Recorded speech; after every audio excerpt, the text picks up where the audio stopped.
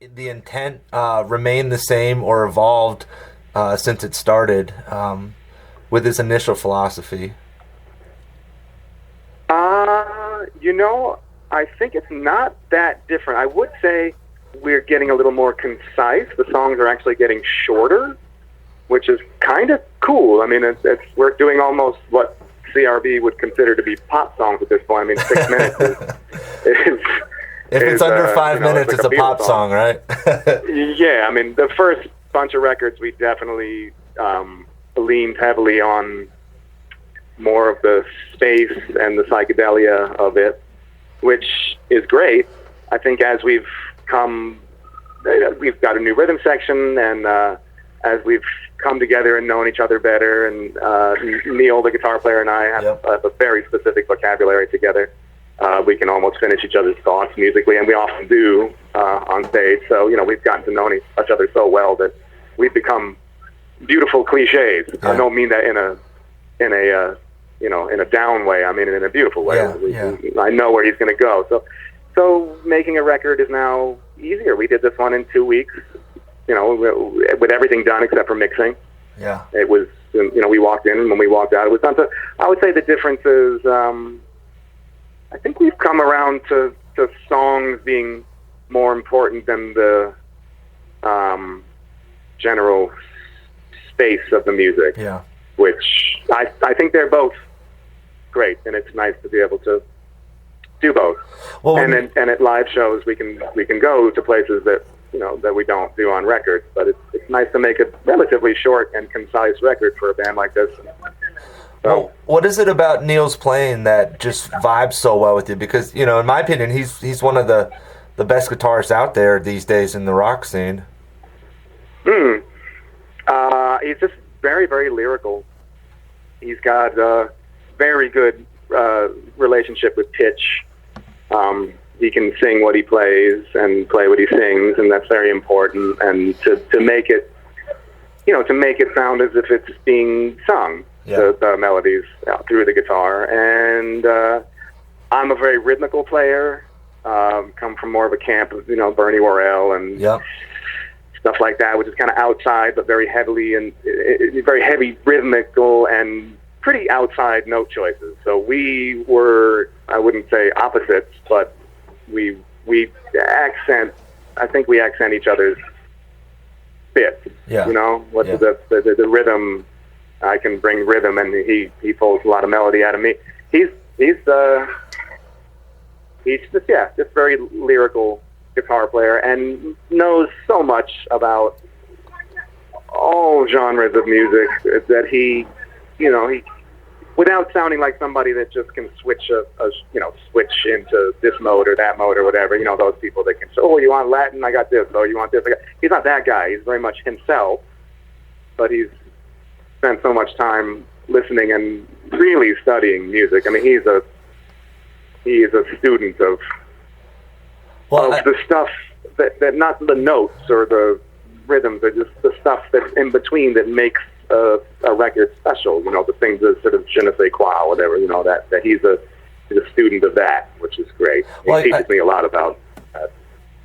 Yeah, I definitely get the vibe just from interviews I've conducted with Neal and Chris over the years, and then interviews I've read, that the band itself as a complete entity is such a musical sponge. I feel like you're the guys that are listening to other bands as much as they might be listening to you, and really mining for stuff, Yeah, and we're all of us are big record collectors and record aficionados, so we spend a lot of our time on days off in record shops and finding weird ECM stuff and just cool, strange, 70s jazz.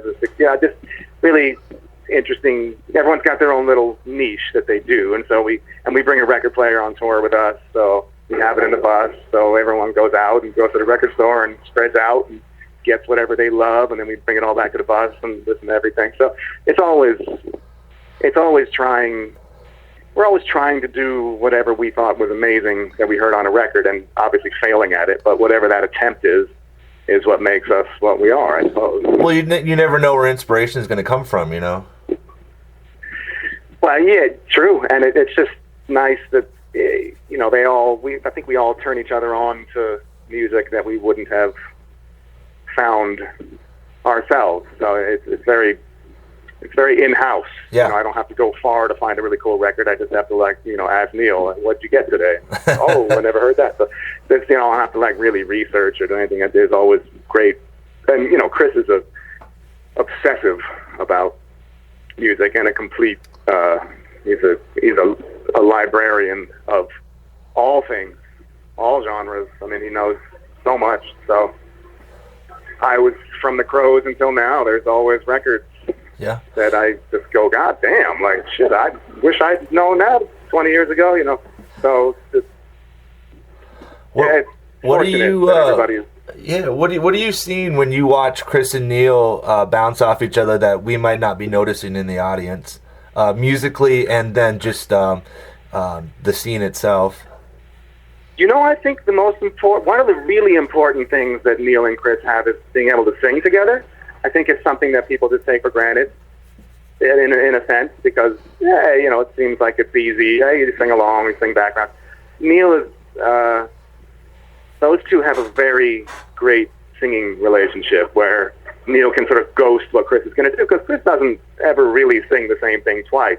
So really, what Neal is doing is sort of gauging the night, gauging the energy, gauging where he thinks Chris is going to go, and then he has to change his harmonies and stuff in order to fit that.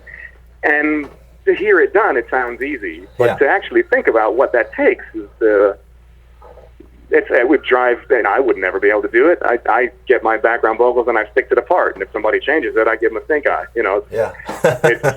Neal actually doesn't bother him if Chris decides that he's in a mood. It's Saturday night and he's going to fucking hit some notes. He's going to pull some stuff out, and Neal can go right there with him and do it. I think that's the unsung hero of those two together. Well, it really shows that the band really is what it calls itself, a brotherhood. Yeah, it really is. We eat and sleep, and at the studio we make all the meals together and live with each other and all that. It really is what it claims to be, and I hope that model works in the world. Well, you mentioned a couple times in this interview about your love of funk and jazz fusion. Where does that come from, and what is it about that style that really speaks to you? I grew up in New York City. My mother is not of the rock generation. She had me quite late, so she was a jazzer, and so all the stuff that I came up with was jazz, and I started getting piano lessons from a guy here when I was very young, and would go to his jazz shows around the city, and that's where I was, coming from. I wanted to be a jazz guy and just didn't really have the willpower or the reserves or the patience to do the kind of practicing and the kind of lifestyle you have to do that. As soon as I found funk, I went, oh, this is easy. You can go out and play some cool shows. Yeah, all right. Where'd you grow up in the city? Yeah. Oh, where did I grow up? Yeah. I actually, when I was young, I lived on Roosevelt Island, that little island in the East River. You ever heard of that? Oh, yes. The one you used to have to take a tramway to and all that? Yep. So did you go to a lot of jazz clubs?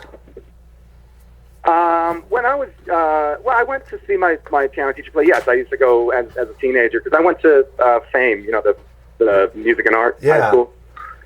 So I went there, and I was in the jazz program, and we used to go out to Vanguard and Blue Note and all that stuff, and see the last of our heroes while we still could, Elvin Jones and McCoy Tyner, and I never got to see Miles, which I kicked off over. I thought it was in the early 90s or something.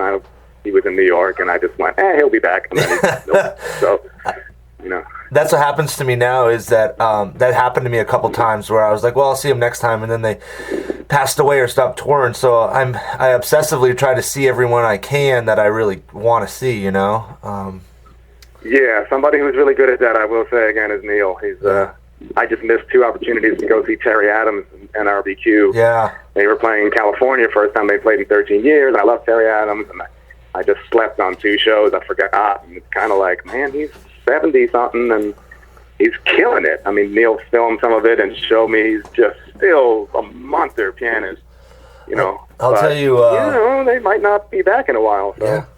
One of the great experiences of my life was seeing Jimmy Cobb play at the Village Vanguard several years ago. Who? Jimmy Cobb, the Miles Davis's drummer. Wait, sorry, you're breaking up a bit. You saw Miles Davis's play? Drummer, Jimmy Cobb. Oh, yeah, Jimmy. No shit. Can you hear me? Yes, I can. You saw Jimmy Cobb, rad. Yeah, I was doing an article because he is the last survivor. He's still alive. I think he's got to be in his late 80s by now. But he's the last surviving member from the Kind of Blue session. So that's why I wanted to go interview him very badly. But he was quite the treat, I'll tell you that. That's right. He would last. No shit. He's still out there playing. Can you hear me? Yeah, it's cutting in and out. I'm in New York, so it's in a weird little spot, but it's sure. But I mean, it was kind of my easily been hero from early stuff, but definitely from Bitches Brew on. Yeah. Way and the Garza and Tangia and Alive No More and On the Corner and all that. That's just all the cats he playing with him, Dejanette and Dave Holland and all the other people that sort of came through his scene, and Keith Jarrett, and man, it's just... It was a hub. He opened up a whole world for me, all that. I mean, that's what took me to the whole ECM thing, you know, just finding his sidemen. You just go, okay, who was in his band at that point? And then you go, all right, what did they do? Who did they play with? And it's endless. Still, well, still finding records. Yeah, as a music freak myself, I know those rabbit holes. Yeah, it's wonderful. It's such a free place to be. That's always that period of Miles' stuff really resonates with me heavily as it did when I was young too. It really turned me out when I realized that jazz could be that, you know. Yeah. And realized that if playing out is not as simple as just playing random, you know, making things sound like they don't fit. It's like there's way more science and beauty to being outside. That's really what still blows my mind. I mean, I don't even know how to do it. Sometimes as a band, we'll go, yeah, we're gonna play a little bit outside, and everyone just kind of like, hey, play some weird shit. That's not how it is. I mean, it's not really how it is. I mean, people go to. I mean, I had buddies in bands when I was in New York. I went to college for free jazz. I mean, it's not just. There's a beautiful motivation behind all that stuff. And it's like physics almost, you know.